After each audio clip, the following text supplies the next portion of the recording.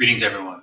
So, this particular video is going to focus on the observations that we need to make to kind of prepare ourselves for the next lab that we're going to do on Monday or Tuesday, depending on when you have class.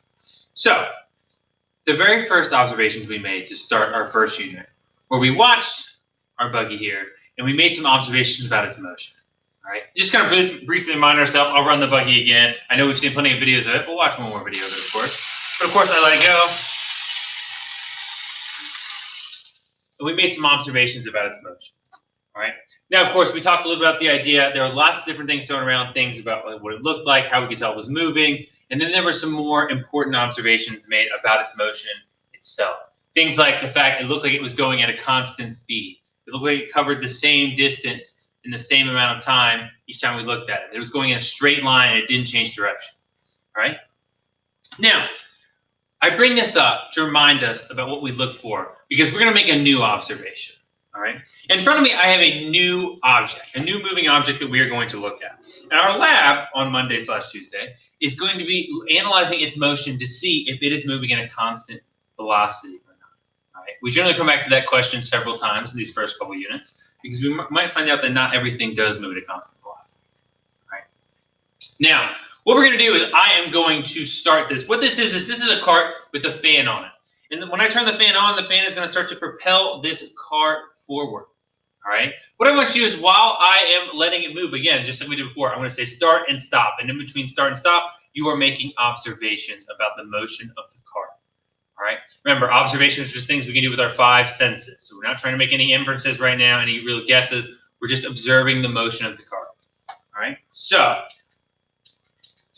remember, start and stop. Let me just make sure that this is working properly. So, start. Stop. All right, let's try it one more time too. So again, between start and stop, you're just making some observations. Okay? Start. Stop. All right.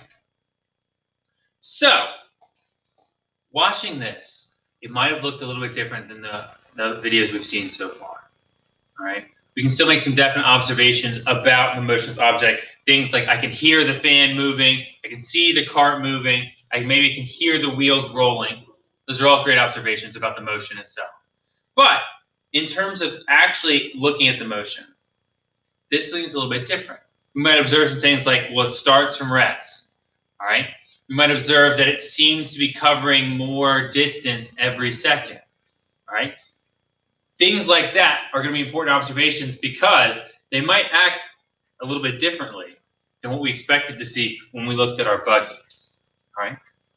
So I bring up those observations because for our lab on Monday or Tuesday, we are going to once again go on to our online software. And this time we're not going to use JSTrack. We're going to use something called Vernier. All right. This is much fancier, much easier software to use. And we're going to analyze the motion of this cart. And this time, our purpose or our goal is once again, we're going to see, is this cart moving at a constant velocity or not? All right. So this is not a very long video, and it's more just to kind of get us prepared for the idea that once again, we can make observations about motion. And on Monday, Tuesday, our goal is going to be understanding that we've made observations about this and trying to prove this is moving at a constant speed or not, depending on what's going on here. All right, so that being said, that's kind of the end of this particular video for this demonstration. Make sure you're working on the homework. Make sure you also watch the video about using the Vernier tool. You're going to need to also complete an assignment for that as well so that I know you did it correctly and you know what to do when we get to Monday, Tuesday. So with that being said, ladies and gentlemen, have a great rest of the day. I'll talk to you all later.